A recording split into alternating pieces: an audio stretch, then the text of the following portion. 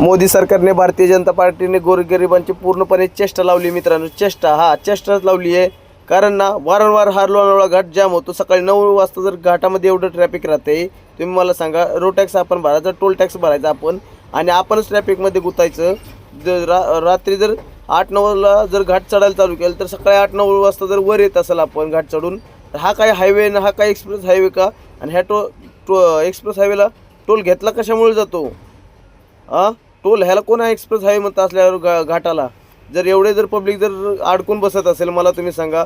फार लेडीज रस्त्यावरती येताना दिसत आहेत आपल्याला या व्हिडिओमध्ये. आणि या ठिकाणी ॲक्सिडेंट वगैरे झालं की लवकरात लवकर कोणतीच कारवाई करत नाहीत. लवकर ती गाडी साईडला घेतली जात नाही आहे आणि वरती गाड्या अडवल्या जात नाहीत. जर केंद्र सरकारने किंवा राज्य सरकारने जर असा विचार केला की जर गाडी जर घाटात तळेगाव जर टोल नाका क्रॉस केला तर ती गाडी घाटाच्या खालच्या टोल नाक्यावर, खालापूर टोल नाक्यावरती 2 तासात पोहोचली पाहिजे. नाही पोहोचली तर गाडी घाटामध्ये जर अडकली तर त्याच्यावरती टोल टॅक्स पुन्हा त्याच्या फास्टॅगवरती रिटर्न केला जाईल. अशी काही कधी सुविधा राज्य सरकार, केंद्र सरकार आणत नाही. एवढा त्रास जर होत असेल रोज, आणि रोजचा हा धंदा आहे. इथं कोणाची काही नाही, फक्त लोकांना, फक्त ह्या भारतीय जनता पार्टीने, मोदी सरकारने गुलाम बनवले. गुलाम आहात आपण यांचे. आपण यांना निवडून दिलं, आता हे आपल्या डोक्यावरती बसायला लागलेत.